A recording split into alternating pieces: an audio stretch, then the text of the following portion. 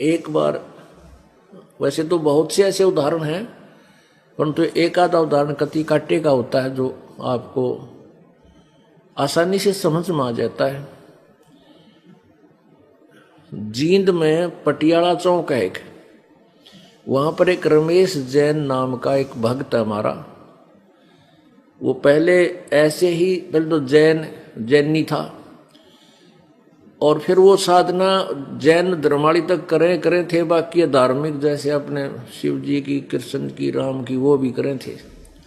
सब कुछ करते करते क्या था कि उसकी पत्नी का नाम कमलेश है। उस बहन कमलेश को तो सांस की बीमारी, उनके एक लड़की थी, उसके दौरे पड़े, मृगी आवे। 2 बच्चे जुड़ुआ थे, अनिल सुनील नाम है उनके। अब तो वो तगड़े हो रहे हैं। वो दोनों इतने बीमार रहे हैं, वो कह रहे थे जी महीने में 30 दिन में से 20-15 दिन ये हॉस्पिटल में रखने पड़ते और बहुत नुकसान रहता है। तो ऐसे हमारे एक भक्त के संपर्क में वो आए। उसने उनको समझाया कि आप सतगुरु जी का उपदेश ले लो, परमेश्वर कबीर जी की शरण में आ जाओ, तुम्हारे दुख दूर हो जाएंगे। अब वो तंग हो रहे थे, कति सब जगह थक लिए थे, सारे जैन धर्म की साधना कर ली थी और हिंदू धर्म वाली भी कर ली थी, और जो भी जहाँ की तरह पीर पैक या कहीं भी बताओ थे वहां भी जाते थे। अब मरता क्या नहीं करता, दुखी प्राणी तो फिरेगा, कोई बता दे वहीं जाना पड़ेगा उसको। अब उसको बताया गया कि ऐसे ऐसे आप उपदेश ले लो, इस दास के विषय में उसने बताया और बहुत से उदाहरण दिए कि ऐसे उनके वो ठीक हो गए, उनके ऐसी बीमारी थी वो तकलीफ ठीक होगी, वो ऐसे हानि होती रहती थी वो ठीक हो गए। तो उसने 2-4 से पूछ पाछ कर उसका विश्वास दृढ़ हो गया कि नाम हम ले लेंगे। जब वो नाम लेने आए तो उनको सारी मर्यादा बता दी कि और पूजा नहीं करोगे बिल्कुल भी, और पूजा करोगे तो हमारा नाम खंड हो जाएगा, कोई लाभ तुम्हें नहीं मिलेगा। उन्होंने सारी स्वीकार कर ली, अब जैसे आप कहोगे वैसे कर लेंगे। बच्चों ने भी उपदेश ले लिया, उस बहन ने भी उपदेश ले लिया, भगत जी ने भी उपदेश ले लिया। कमलेश, उस बहन का जो श्वास की बीमारी थी वह ठीक होगी, लड़की के दौरे पड़ने बंद हो गए, वो लड़के उसके बाद बीमार हुए नहीं। ऐसे 3 महीने उनके बीत गए और फिर क्या हो गया कि ये गुग्गा पीर की पूजा आएगी, नौमी। वह गुग्गा पीर की एक नौमी होती है भादवे में। उस गुग्गा पीर की पूजा आ गई और उस बहन ने को तो समझा दिया गया था और उसको भी आनंद आ गया था कि हमारे तो सुख हो गया, तो उसने वो सब पूजाएं छोड़ दी थी।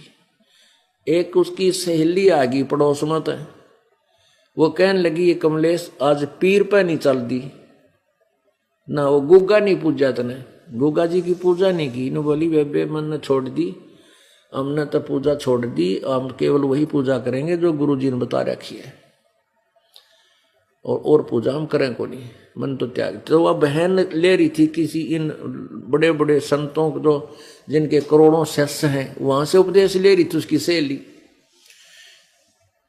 तो वो कहने लगी बहन मैंने भी उपदेश ले रखा, और तेरे तो 10 साल पहले का ले रही हूं मैं, बताई उस फलाने संत का नाम ले रखा है।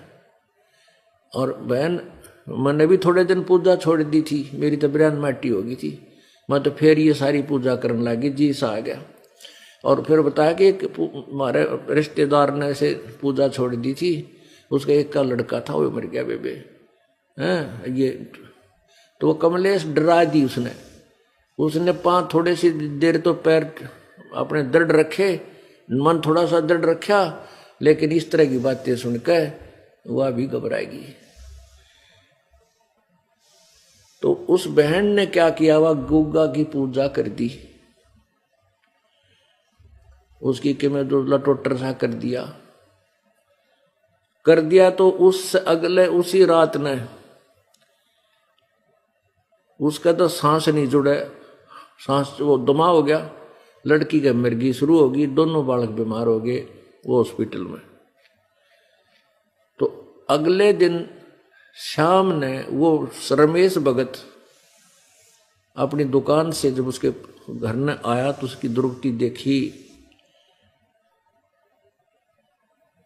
वो फिर हमारे उस भगत के पास गया जिसने हमारे से उसका मेल कराया था, नाम दिलाया था। और रमेश कहने लगा भाई मारा, तो फिर वो काम हो गया। वह कमलेश बीमार हो गई, लड़की के दौरे पड़ने लगे और दोनों बच्चे बीमार हो गए। हॉस्पिटल में लेके गया हूँ, हॉस्पिटल में दाखिल करा दिए। तो वो भगत कहने लगा भाई ऐसी बात नहीं हो सकती, कोई गड़बड़ करी है घर में, कोई गलती की है तुमने। वो ने कहना भाई कति गलती नहीं कर रखी, हमने सही पूजा कर रहे। वो भक्त बोला मैं नहीं मान सकता इस बात। नो कहते कहते वो घर न आ गए, घर उस रमेश के घर आ गए। तो उसने पूछा कमलेश तने कोई पूजा पाजा तो और नहीं कर दी? ना भाई मैं क्यों करूँ थी, वह डर दी ना बता दी तो यू गड़ेगा रमेश उसका पति।